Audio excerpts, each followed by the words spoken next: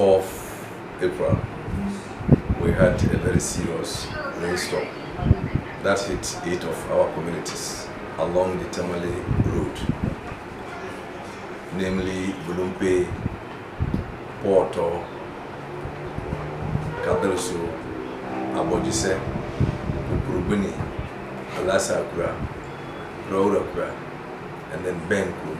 These are 8 communities that have been hard hit.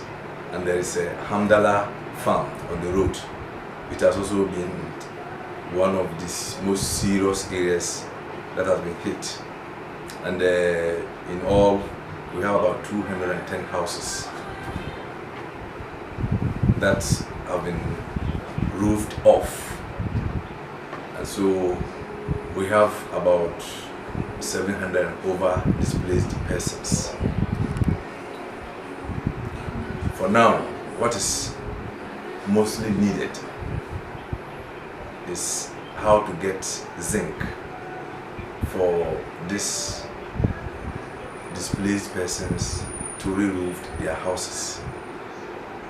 Then some bags of cement to rebuild the areas where the walls have fallen. Then besides this, we have 2 schools too that have also been hardly hit. 3 classrooms, then office and a store at Krowrakra, also completely roofed off. Then 1 school, Islamic school at Kadelso, also the same, 3 classrooms, office and a store has also been roofed off. The issue this year is mind-boggling. If I say mind-boggling in the sense that what has started hitting Kintampo municipality, I know others are affected elsewhere, it's something that beats my imagination. In the sense that the rains have just started, and not less than 149 houses around March, which were hit at Babatos, Ronase, and Kintampo Township. And just 3 days ago, Benkrum, Kadelso, Porto, Gulumpe, all those places are hard hit again, about 200 and over houses. And when we say hit by rainstorm, I can describe it as a disaster. And that is within the remit of NADMO, which is an agency in charge of disasters. As we speak now, school buildings have been affected, market structures have been affected, and individual households are struggling to get places to sleep. This is above an honorable member of parliament. To give figures, the buildings are more than 350 buildings that have been roofed off completely. Some have collapsed.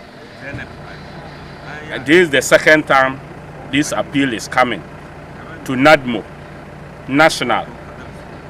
I say national in the sense that at the municipal level, they have taken the data and have reported. I added my letterhead and made NADMO national to be aware of the need to urgently come in.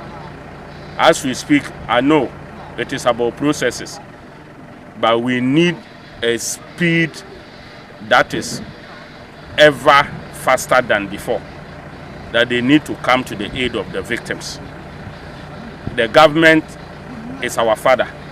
The government is our government, and it's the government of the people and of the people. And so when disasters hit, NADMO is the agency in charge, and we appeal that they should actually come in and come in faster, because the rains have just begun. We have actually 6 sheds which have a capacity of 5,000 beds each. But actually 1 shed costs 200,000 Ghana cedis. But the other 4 sheds, when we was making it, there was another additional 30,000 Ghana cedis added to the 200,000 Ghana cedis.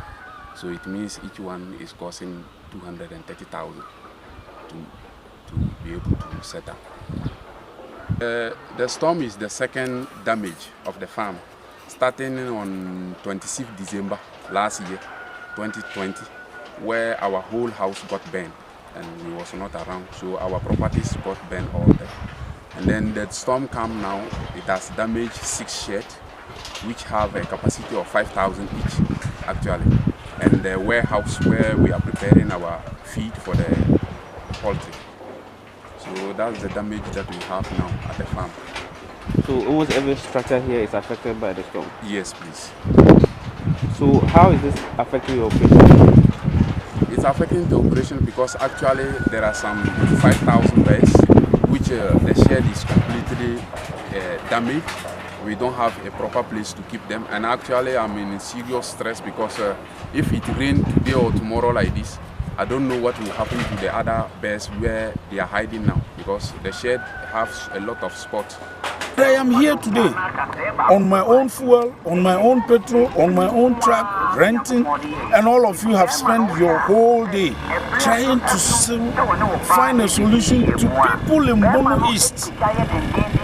And that is the challenge. The Bonja says the blood from the head will definitely flow on the neck. So for me, whether we are in Bono region, we are in Sisala area, we are in Savannah region, we are in Northern region, we are in Upper West, this thing has to be stopped. And if it has to be stopped, our leadership must act and stop the noise they are making. They are telling me I am making noise. I'm telling them they are rather making noise. If they were making the noise I'm making and putting punitive measures, this disaster wouldn't have been there. Today, can any of our chiefs pay compensation? Can any of our chiefs come in support in terms of NADMO, rapid response? Can any of our chiefs accommodate all the people? Can any of them feed them? But everybody says the chiefs, everybody says the chiefs. So why wouldn't the chiefs also say today we are not the ones and stop this business for once? Else, the next storm will go around and start picking the houses of the chiefs.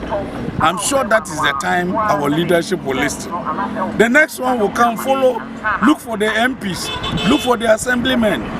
You heard Kintampo North MP that we should plant more trees, even not on the farm, but around our houses. You heard the assemblyman for Kadalso. It's because we are cutting trees. You heard the affected member, because the people are cutting trees, and when they talk, they tell them because they have money, that's why they are talking so. So this is our challenge, and for us, it has shown us that it's a collective issue, and that is just the beginning of it.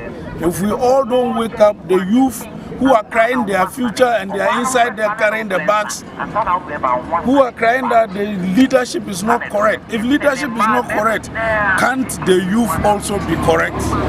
If the youth don't go to burn the chapel, how many chiefs are burning? Will the chiefs get money to collect? If the youth don't go and load the charcoal truck, how many chiefs will load the charcoal truck? Will they get money to collect?